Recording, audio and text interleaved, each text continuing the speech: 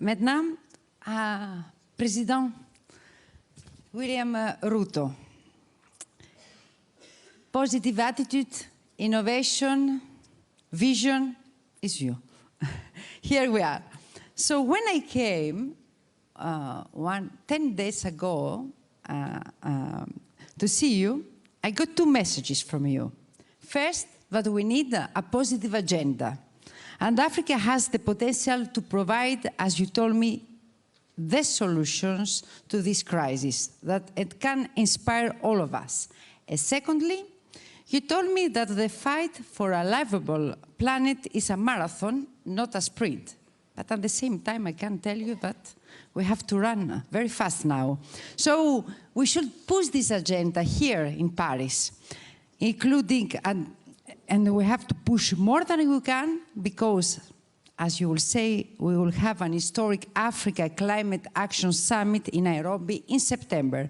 So the question is, Mr. President, what are your expectations from this summit in Paris?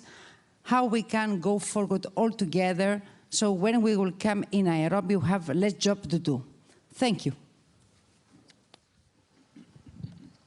I think I will join those who are standing. I don't know the criteria, but let me join. Thank you very much, and let me appreciate my brother Macron for putting this how dare you summit together. Our expectations of this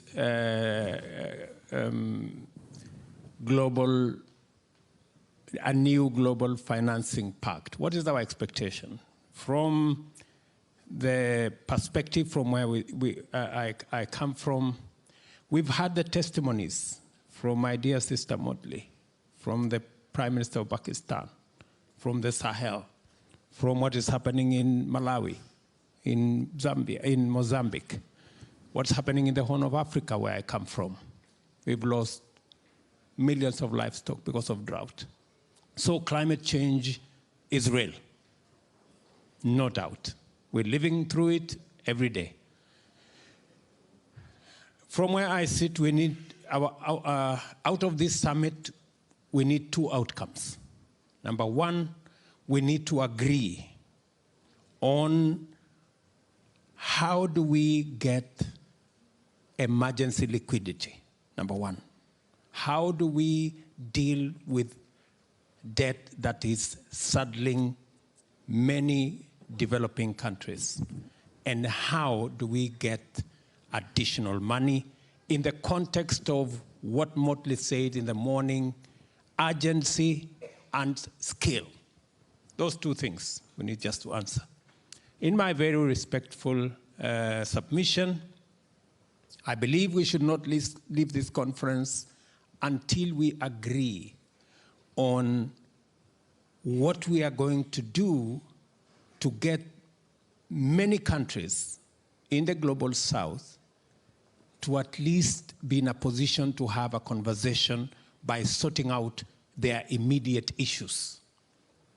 And the immediate issues is there is no space for debt anymore. We need to deal with it.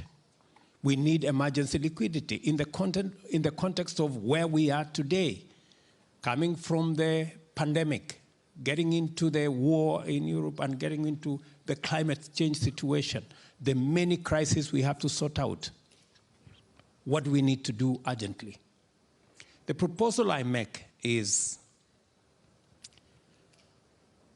we need to reform the multilateral development financing institutions. The international financial architecture is not sitting pretty. UN Secretary General said on this podium this morning that there are countries that are paying 8 times in interest what the rest are paying. He was actually referring to those of us in Africa and largely in the global south. We're paying 8 times. And that is why our being in debt is not by default. We were set up by the system to be in debt. If you are paying 8 times, the chances of you being saddled with debt are 8 times higher than the next person. So how do we get out of this? Our suggestion is that before we leave here, let us agree, let us have a consensus on a win-win. The multilateral development banks have shareholders. Those shareholders cannot allow them to make certain decisions. So it's okay. So how do we keep the shareholders happy? Let us tell them, we will pay our debts. Give us 10 years or 15 years grace period and make the debt a 50-year loan. And we stop paying, we start with not paying the money we are supposed to pay next year. And they give us 10 years. What will happen is immediately the resources that we were supposed to pay for debt servicing become available to us to sort out the immediate issues. I'll give you an example. In Kenya, we are paying $5 billion every year to service our debts. If we got an opportunity not to pay the $5 billion, and it is made available to us to provide water, to provide electricity, to do development, we would have money at scale. And if it was done for 10 years, and we are given 20 years grace period, we would be sorted. And everybody will be happy. We will still pay our debt. It has just been postponed. So the shareholders have no problem. And we have immediate money to deal with our situation, so we are also not doing badly. So we can have a win-win.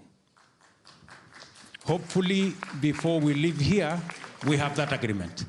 I don't think it is unfair for us to ask. And I think it is a win-win. That's number one. Then we will go into the journey of reforming the multilateral development banks. We will even transform them. And I agree with Motley, it is possible for us to raise $500 billion to be able to plug into the gap that our restructuring of 10, 20 years or 50 years creates. So we can do that. It's so simple. Number two, our next expectation, so that we can have a better conversation in Nairobi, is to agree on climate financing. I know to a great extent what I have suggested as number one will go to a good extent in climate financing. But if we have to deal with the climate financing in the context of what we agreed in 2015, in the consensus we built out of the Paris Agreement, this Paris Agreement, where we get emissions down by 45% by 2030 and net zero by 2050. If we were to go there, IEA, which Kenya just became a member, tells us that we need $9.2 trillion every year for us to get to net zero by 2050. We have a gap of $3.5 trillion. How do we raise $3.5 trillion to be able to close that gap? And I'm very sympathetic to what you said. Let us have a global financing mechanism. Loss and damage will not do it. I'm sorry. It will not do it, because loss and damage is hostage to national interest. No nation is going to give money from its people to sort out a global problem. Because in a contest between national interest and global good, national interest wins in the morning. That's it. So what we did, and that is why we are not making progress ever since Paris in 2015, is because we had a global consensus on a global problem called climate change, but we tried to go and sort it out. We tried to sort it out using national institutions that are hostage to national interest, or we tried to use shareholder institutions that have shareholders who will make the decision finally. So we must get a new financial architecture around climate financing. And we are saying we want one that does not bring the baggage and the toxic conversation of North versus South. We do not want a conversation that is going to take us to developing versus developed, emitters versus non-emitters. No. The rest of us from the African continent, we've always been in the corner of problems and victimhood. We don't want to be in that corner anymore. We want to be at the table where we are all looking for solutions.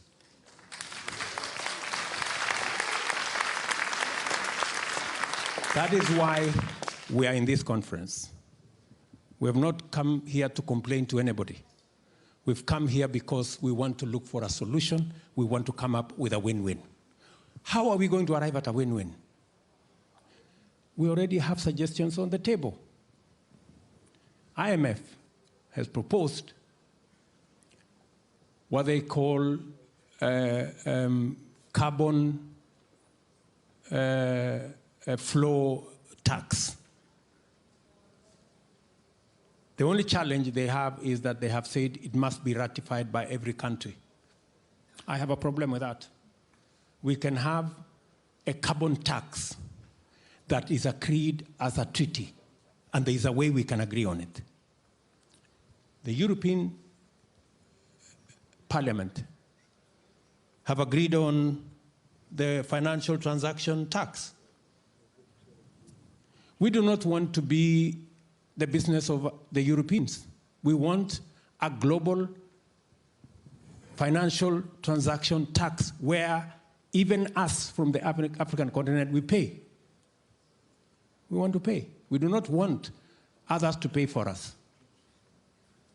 So that once we raise the money globally, once everybody pays, if it is 1%, let all of us pay 1%. So that we can sit at a table, so that there are no shareholders. When IMF and World Bank were created in Bretton Woods in 1945, Kenya did not exist. It was only 44 countries then. Today, we have 190 countries. We want to contribute so that we can sit on the table and make the decisions so that we are not paying 8% more than others.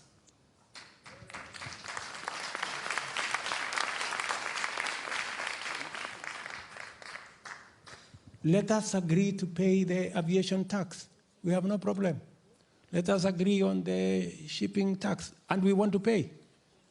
We don't want anybody to pay for us. We want to pay our percentage. It is only when we raise global finances that have no national interest for any particular country or shareholder interest of any person. That is how we are going to sort out this global challenge. Many people ask, so who is going to collect this money? So how is this going to happen? And let me dare say the following. After the Second World War, 44 countries, 740, I think 44 delegates sat in a small city called Bretton Woods. The World Bank and IMF did not exist. They created it in 3 weeks. The agreement was done in 3 weeks. Why is it difficult for us?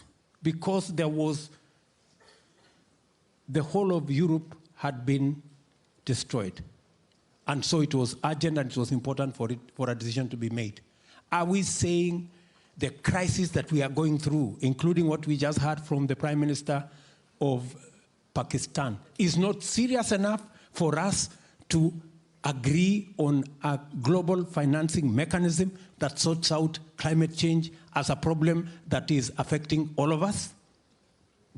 Are we saying ever since 1945, we have become stupid? Is that what we are saying?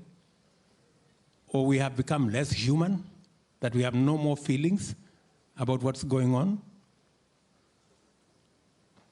And many people are saying maybe we should do this incrementally. Maybe we should. Let me finally put this in context. The Bretton Woods institutions were agreed in 3 weeks. The UN that we today celebrate was a conversation by 50 countries in 2 months, because it was necessary, because there were leaders that wanted and had the capacity to make decisions. Are we saying that we are incapable of making the decisions that are required of us as leaders in the context of where we are today?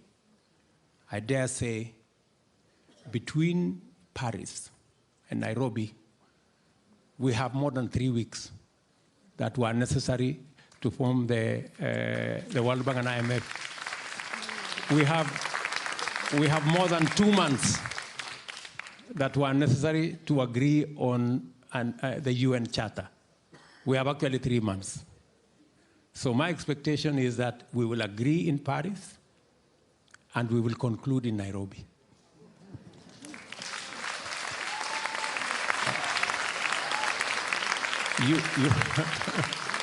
You asked me about my expectation. That's my expectation, that we will put this together. And please, for heaven's sake, we want a win-win outcome. We are tired of the blame game, finger pointing, North versus South. In any case, on this subject of climate change, there is no developed, there is no developing. We are all in trouble. And let me finalize by saying the following.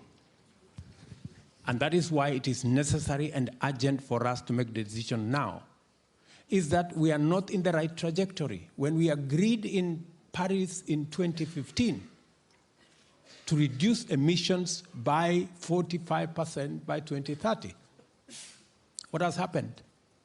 Today, Europe has done very well. You have reduced emission by 25%, by 20%. OECD countries have done well. You have reduced emissions collectively by 12%. But because the rest of the world don't have the money to do it, emissions have gone up elsewhere by 37%. So what happened to the 20% down in Europe? And what happened to the 12% down in OECD? Nothing happened, because overall, on average, the emissions went up by 17%. So we are not doing well. We are not going in the right direction. We are going backwards. So it is urgent that we all agree on how to go forward. And why specifically do we need to target taxing fossil fuel? Because it is the fuel, it is what is contributing 73% of all global gas emissions that are causing trouble in our globe. That's why we must go there. And that is the difficult conversation we must have, and we must have it in this Paris meeting and summit. Thank you very much.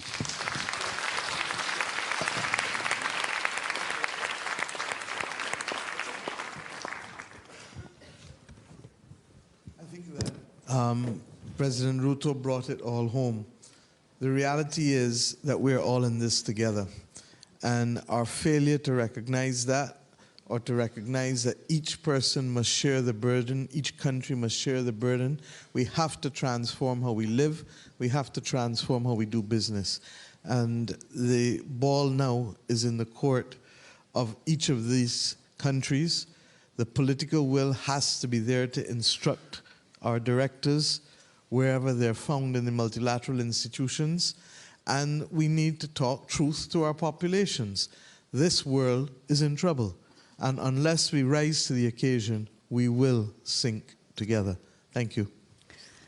Merci. Merci beaucoup.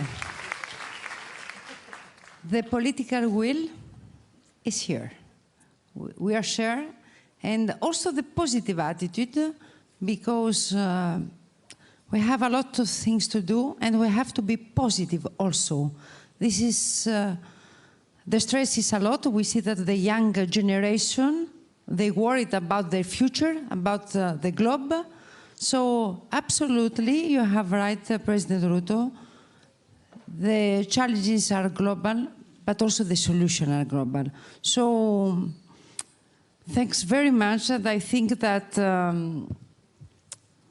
after tomorrow, when we're going to leave Paris, we have to leave Paris with a clear roadmap, and we have all of us to work to build coalition if we want to change. And of course, I hope that when we will come in Nairobi, we'll have less job, and, but we have many, I think that we have a lot of work for the 2 months, but also for Marrakesh, as you said, President. We have Delhi, and we have COP28. You see, we need this leadership, and we need this energy of all of you. And we don't have to stop tomorrow, and we have to continue. Thank you very much. Thank you for your leadership, for your ideas. Thank you.